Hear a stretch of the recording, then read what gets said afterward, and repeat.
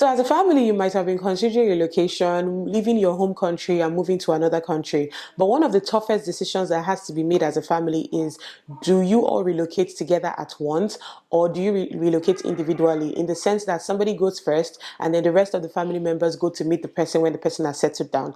This is what I'm here to discuss with you guys today, the pros and cons of relocating as a family or individually, especially with regards to Canada, and especially if you're going through the student route.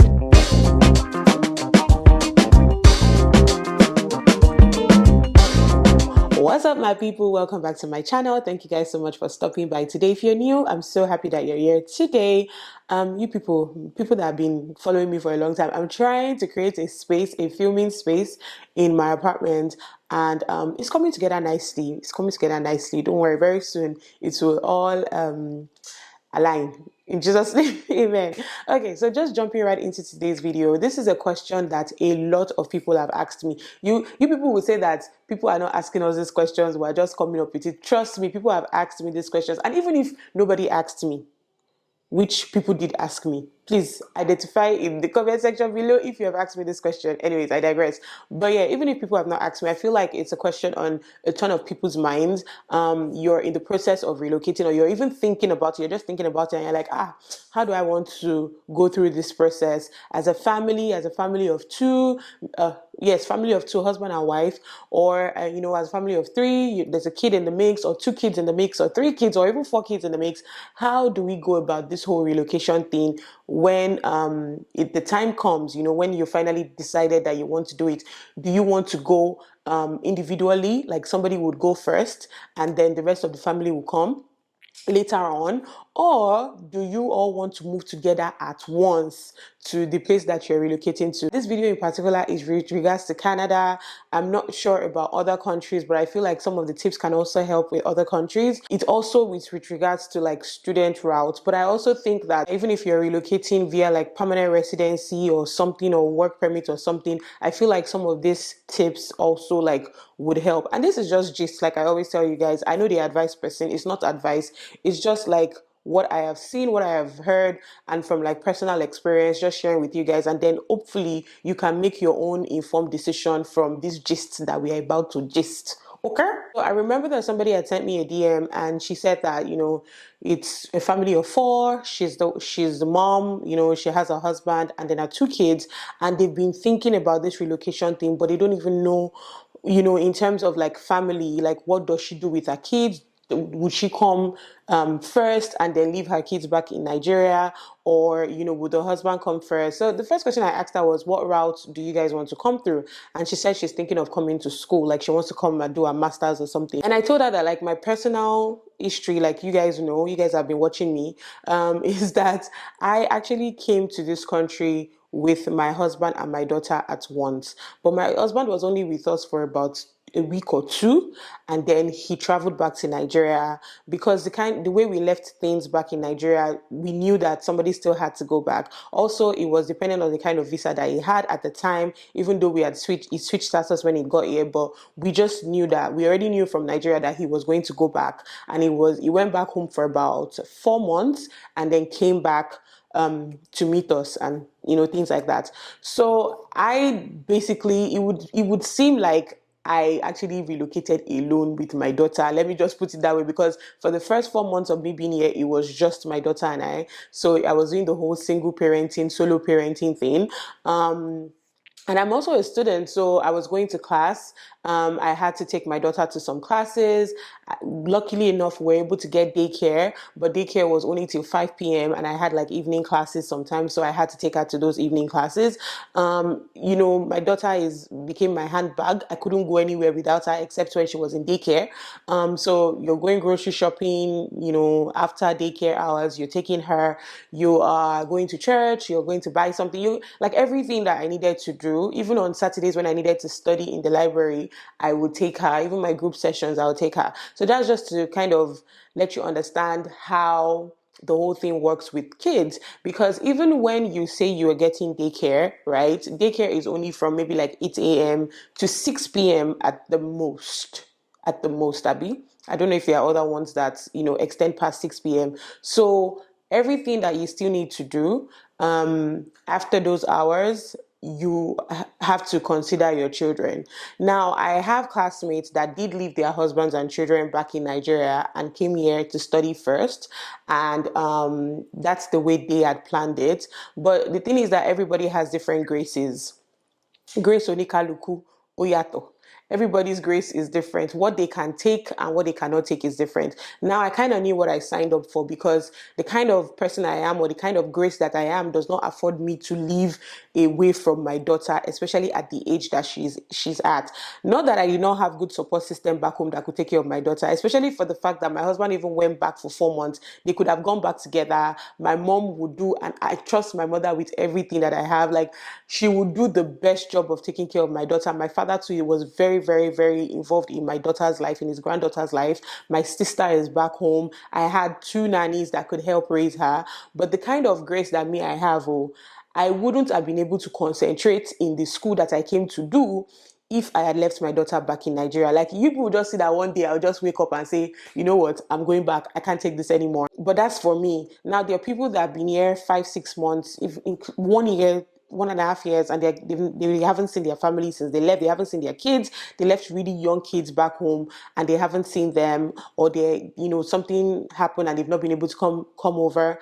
Those people have different graces. So first off, I would say that you need to understand the kind of grace that you have and what you can take and what you cannot take. I've heard of women that they leave their kids, even in Nigeria, like, they leave their 5 months old, 3 months old babies in the room sleeping, and they rush to the market for 1 hour, 2 hours to go and do what they need to do in the market, and then come back. Like, they leave the kids alone at home, like the babies are home alone. Everybody has different grace. That's something that I just cannot, do. So you need to kind of figure out where you stand in this thing. Can you live away from your children? Can you live apart from your children?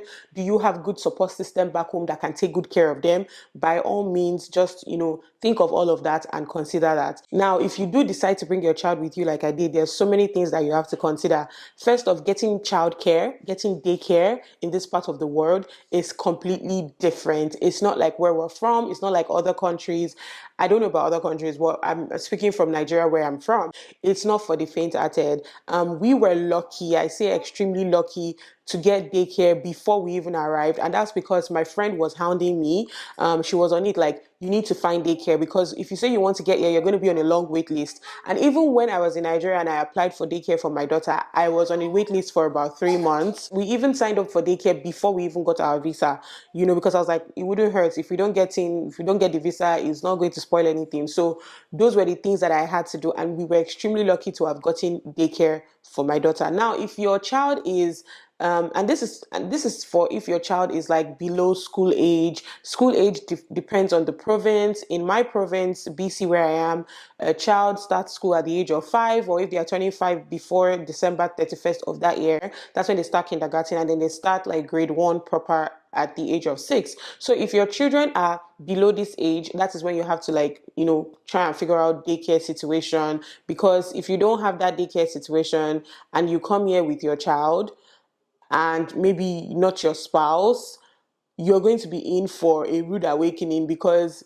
you're literally going to be going everywhere with that child, like every single place, and you won't be able to get things done. You won't be able to look for a job. You won't be able to get a job and things like that. So those are just few things to consider. If your children are above the age of 6 and they're going to they started grade 1, they're in high school or things like that, maybe not high school, but like middle school children, you also have to consider maybe after school care for them, because school closes like around 2:30.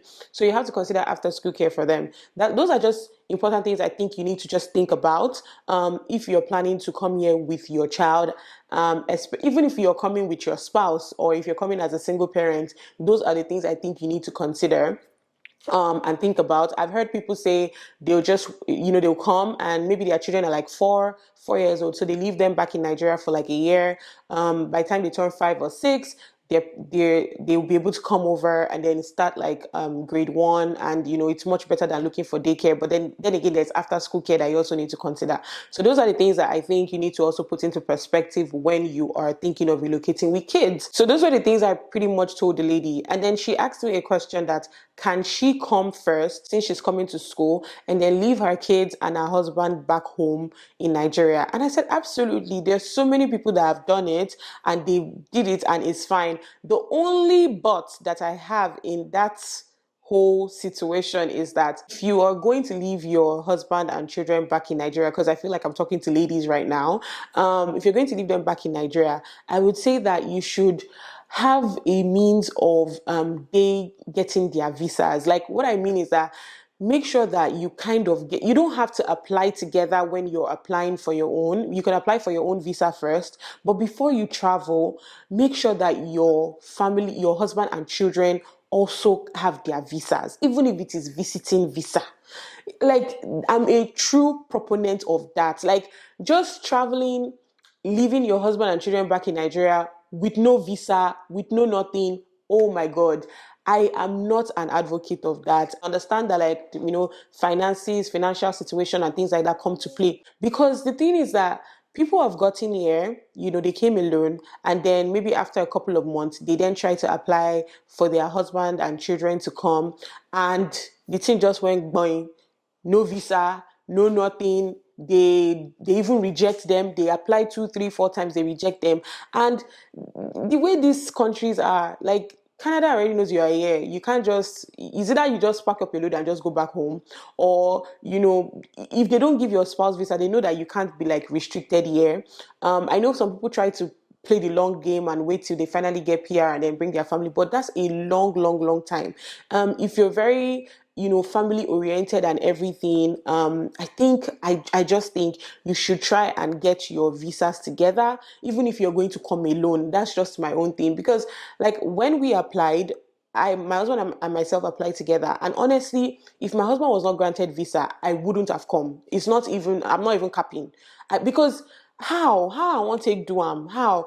Yes, fine, my daughter did not need visa, but how would I have been able to just know it in my head that my husband didn't get visa and I want to travel like that? Like, I don't know. It's just me personally, Sha. So I just think that doing that whole application thing together, either you apply together, or maybe if you feel like applying together might reduce your chances of getting your student visa, then apply first, get your student visa, then now apply for your family. But make sure that before you leave the country, your family kind of has that visa ready, so that anything, they can even just come and visit you.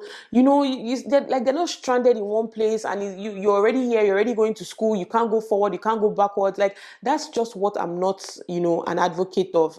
And I'm just I'm just saying, Sha. So you either run with it or take it, or you leave it. It's just my own the way I think about things. So generally, I would also say that as a family, I would think it's better to come with your spouse, especially because your spouse gets to work. Yeah, your spouse becomes your dependent, and they can work unlimited number of hours. They can even work outside of the province that you're going to school. They can do so many things, right? It almost seems like they even have more free hand than we that are going to school, right? Because with everything that is going on now, IRCC changes they just they just change anyhow. They've now reduced the number of hours that students can work, and I think it's the same thing with like like the UK also. They just come up with these changes, which is why I'm a big fan of the family coming together, or at least getting your visas together, because the way they change rules. I remember when we came, any program you were doing, you could bring your spouse, they could be your dependent. Within 2, 3 months of we coming, they change the rules for some programs. So some programs now, if you're married, you can bring your dependent, but they cannot get a work permit, which means they cannot work. So what's the point of your dependents coming? Do you understand what I mean? So because this rules, or the way they just wake up one morning and just change rules, it's better to just make it while the sun shine. Do what you have to do, get it. Even if you're not using the visa or using anything right now, just get it and just have it, and just know that you have scaled through that hurdle. And then like I said, it's better also for your spouse to be here so they can work. They can work outside of your province. They can work unlimited number of hours. They can work to, as they're working, they're paying your school fees if you don't have, enough funds, which you shouldn't be saying, and, they are working, they're gaining experience from the work that they are doing, their, upkeep is going on, because you are restricted and limited to the number of hours that you can work legally, So I just think it's better for your spouse to be here. But I understand, like, sometimes, some people, your spouse can be, the richest man in Nigeria, not the richest man, but like, he has so much money back in Nigeria to be able to support you. And so I kind of get it, I understand it. But this is just, my own point of view. So that being said, if you are coming with your kids, there are two things I always say that people should have.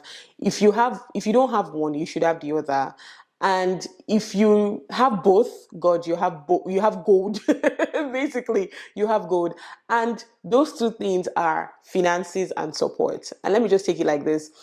If you have finances and you don't have support in the sense that you don't have your mom around, you don't have your dad, you don't have your siblings, you don't have your spouse, like you moved to a remote location, like a village, like we did, where we did not know anybody. We came into the city, we don't know anybody. So you don't have support, right? You must have finances. Like your finances have to be intact when you are coming with kids. And I say this because you're paying daycare fees. Daycares are not cheap. Forget about even being on the wait list. It is not cheap, and you're paying monthly. You're paying monthly. You're paying your house rent monthly. You're paying your bills monthly. There are times that you will have to improvise and do some things. Like even though I had daycare for my daughter, our daycare ended like 5 o'clock. There were two classes that I had on Tuesday, on I think Wednesdays and Thursdays, that ended 5:30. Initially, I used to leave class before 5 to go and pick my daughter up from daycare and go home. And then my classmates told me that I was missing out on so many things that the professors were saying at the end of the class. So I had to devise a plan. What did I do? I found somebody. It took me blood and sweat, but I eventually found somebody, a really nice young undergraduate student. I said all I needed her to do was go to my daughter's daycare that was not far from my school, literally on campus, pick her up, and then bring her to my class. By the time she picks my daughter up by like almost 5 o'clock, they walk down to my class. My class is ending like around 5:30. Sometimes she just waits outside with her for like 10 minutes before my class ends. God, that thing I did was such a lifesaver. But guess what? I was paying this girl. It wasn't a lot. God really brought this girl my way. It wasn't a lot, but if I did not get her, I know how much people were calling for me. Somebody was telling me that for every time she does that, I have to give her $40. Another person said I have to give her $30. And I needed somebody to do it twice a week. So the $40 and $30 people wanted me to be paying $80 per week just to like go to my daughter's school that the bus stops right in front of, pick her up, walk down, which is literally like 5 maximum of 8 minutes walk to my class. You want me to pay you $30 for that? It's not an hour thing, no. It's like this whole thing I'm talking about is like 30 minutes. And that was the price people were calling for me until I found this God sent Zimbabwean princess. I call her princess because she was a lifesaver, and she literally told me, "Oh, that's fine. Just pay me whatever you feel like, you guys." She's like, "Just pay me whatever you feel." She's undergrad, mommy and daddy had to pay your school fees. She didn't really have like, how would I put it? Like, she just needed extra cash, And I did that well. I did that very well. And even up till now, even when I need her to come to the house to babysit, I mean, when she comes to the house to babysit, it's not pay me anything, but you get what I mean. Like Tisha, my daughter actually absolutely adores her, and she's really, really nice to her. So if you don't have finances, if you don't have support, your finances have to be intact.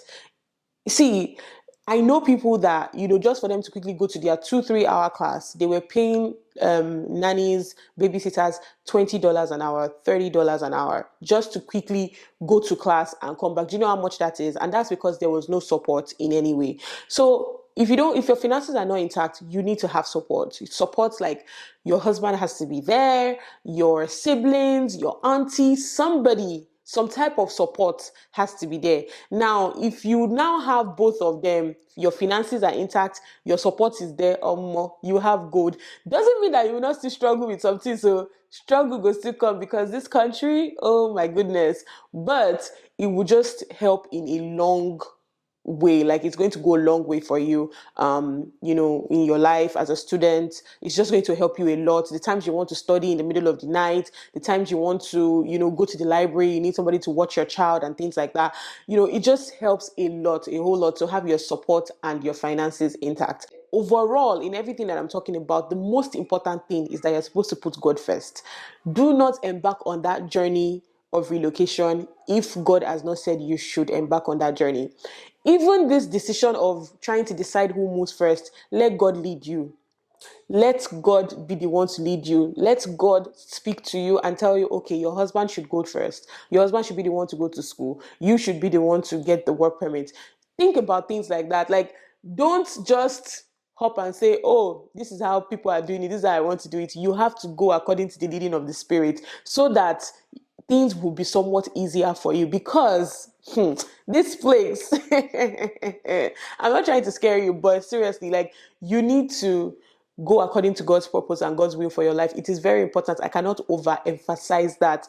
There are some people that they tell me now that they wish they were not the ones that came to school. They were guys, and we were talking. They're actually from Ghana. They're not Nigerians. And they were telling me that, I have a lot of Ghanaian classmates, by the way. Shout out to my people in Ghana. So these guys were telling me that they actually wish they were the ones that, like, they were on work permit, and it was their wives that came to school. Because trying to school with the restrictions that we have, go to work, pay school fees from whatever work they're doing, send money back home to the wife and children that they left back home. Oh my goodness. It is crazy. They are in the process of bringing their families over here, but it's still a lot. I don't know why people think that when they come here, it'd be easier to work and be able to send for your family. Why that might be true, the way the job market is doing higi yaga these days, number one. Number two, the way IRCC changes rules. There are people here now that they came when I came. They came alone, and the plan was that their families will come and join them. And they're doing, like, post-bac diploma courses. And now their spouses, even if their spouses come, even if they even give them visa, which a lot of them, they've even denied them visa. But even if they do, they can't work. They can't get some type of work permit. A lot of them are even now trying to switch to a master's program so that they would have eligibility for their spouses to come. All of this that I have said, the most important thing is to put God first. Let God give you direction and tell you what to do in this journey of your life, okay? I think that's all I have to say concerning all of this. I told you guys it's just gist. We're gisting. I don't have listed tips. I'm just saying it at the top of my head, the things that I know and I have seen, and just what I think is best in whatever situation you find yourself and in whatever situation God is leading you to. But yeah, so thank you guys so much for watching this video. Can't wait for my whole setup to be done, and I'll be doing so much more sit-down videos and chit-chat with you guys, like I always do and I love to do. Yes. So if you have any more questions, I know you guys have questions. Don't be afraid to slide into my DMs to ask me questions or topics that you think that I can talk about. I always say I am not an immigration consultant, so I cannot give you immigration advice. I can just talk about my experience and the experience of others that I've seen around me, but I can't give you immigration advice. And if you have any questions that you think I can definitely talk to you about, somebody found me on this channel, and a man actually, and he sent me a DM. Then he looked for my Instagram, found me, sent me a DM, said he wanted to talk to me because he's relocating with his family. I hope he's watching this video. And I was so touched, and I gave him my WhatsApp number, and he called me and we spoke on WhatsApp. Like, things like that happen, and I just gave him like some 411s and things I know in my 5-6 months of being here. So yeah. If you have any questions, feel free to ask me and I will answer to the best of my ability. Thank you guys so much for watching this video, and I will definitely see you guys in the next one. Don't forget to like, leave a thumbs up, and share with everybody that you know. Bye guys.